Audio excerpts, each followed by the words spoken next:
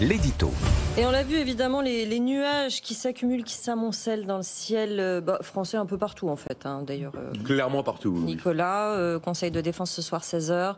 Conseil des ministres juste après. Est-ce qu'Omicron va menacer la reprise ? Alors c'est clairement pas un accélérateur de la reprise, on est d'accord. Mais à ce stade, les éléments que l'on peut observer comme conséquences économiques directes, c'est quand même pas une menace pour la reprise. Le principal élément, c'est l'incroyable explosion des arrêts de travail. L'assurance maladie, voilà, plus 740%. Et là, c'est vraiment les arrêts de travail recensés par l'assurance maladie pour des gens qui sont mis à l'isolement en raison de Covid, donc principalement des cas contacts. On disait qu'il y avait une pénurie de main-d'œuvre. Là, c'est même plus une pénurie de main-d'œuvre. Si vous voulez, c'est carrément l'absentéisme qui s'installe et c'est la première menace qui risque de freiner l'économie.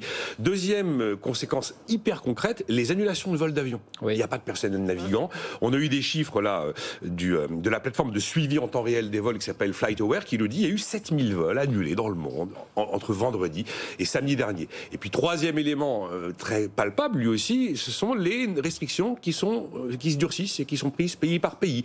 On apprend par exemple que la Catalogne décide de mettre en place un couvre-feu. On apprend que la Belgique ferme les cinémas. Que désormais, si vous voulez entrer au Danemark ou entrer en Autriche, je sais pas, le pass sanitaire ne suffit pas. Il faut depuis 24 heures à nouveau avoir un test.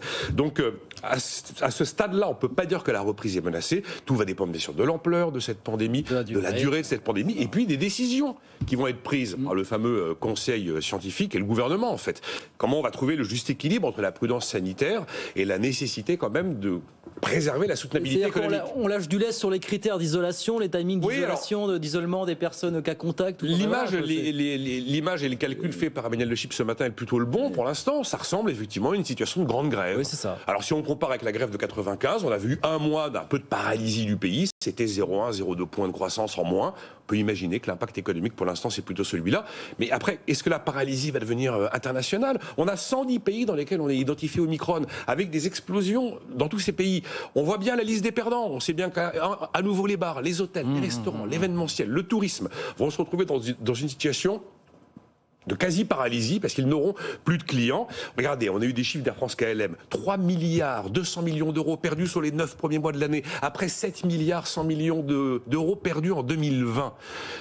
Et bien sûr, après, vous avez des secteurs qui vont s'en sortir comme le commerce en ligne. Tous les secteurs qui ne peuvent pas télétravailler vont connaître des difficultés assez rapides. Ça va être la construction, ça va être la logistique, ça va être le transport, ça va être les services publics comme par exemple la santé. Ceux qui peuvent télétravailler devraient s'en sortir un peu mieux. Et on va poser très rapidement la question du retour du quoi qu'il en coûte. Voilà. On connaît la panoplie, chômage partiel, fonds de solidarité, report de cotisation, peut-être un décalage de la date de début de remboursement des prêts garantis par l'État, qui pour l'instant est toujours fixé à mars 2022.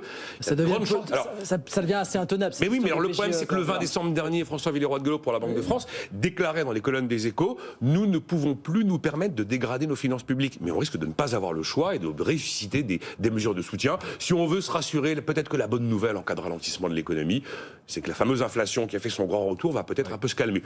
Sans doute pas d'ailleurs sur les problèmes d'approvisionnement de l'industrie, mais en tout cas l'inflation ressentie et vécue par la population devrait normalement un petit peu se calmer. Le ressenti des entreprises dans quelques minutes. Oui, Bernard Cohen-Haddad, le président de la CPME Île-de-France, qui est avec nous dans quelques instants. Il demandera effectivement, il y a déjà des demandes d'ailleurs. Et bien sûr, les restaurateurs viendront nous voir tout à l'heure à 8h15. Non, mais on posera la question au patron de la CPME Paris-Île-de-France. Comment est-ce qu'on fait pour maintenir tant bien que mal l'économie? Est-ce qu'il faut lâcher du lest effectivement sur les critères d'isolement des personnes cas contact ou positives? Voilà des questions qu'on va poser. Voilà des questions qui vont se poser très vite aux entrepreneurs.